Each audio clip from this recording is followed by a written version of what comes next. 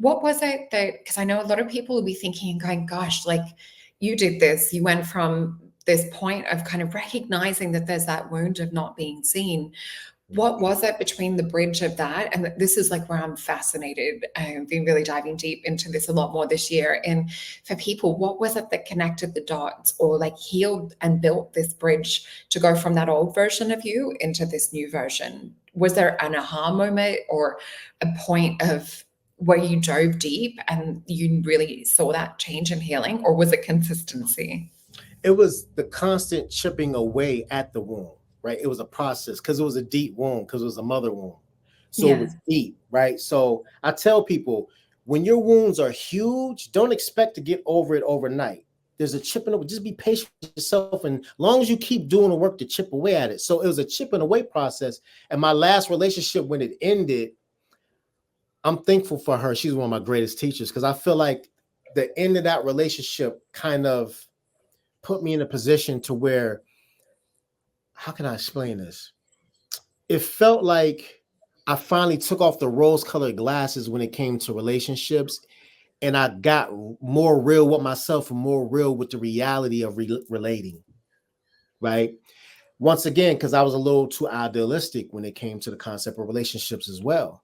Like, oh, we love, it don't matter, yeah, all this stuff. Yeah. No, when I'm considering a partner now, I'm considering how you grew up. I'm considering how your culture influences how you think. I'm considering these things that I didn't consider before, right? Because in the month phase, it's all love. It doesn't matter. We can make it work. No, love is important and it has to be part of the dynamic for sure.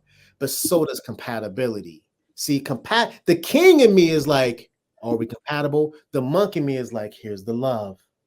Before it was just like love, love, float around. No, that does not work in the real world. And we have to ground our power. We have to ground our love in reality.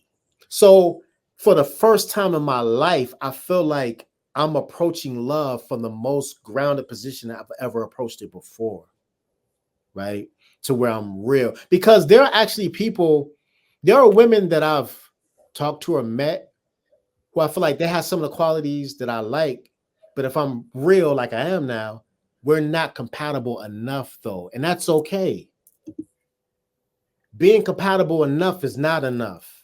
We have to align, like in a major way for it to work. And I won't. And another thing too, before, I should have never thought about being in serious relationships when I wasn't financially stable enough. So now I've been quietly building my investments and building my money up, right? And once I get to a position to where I'm more stable, that's when I'll consider being in a relationship, right?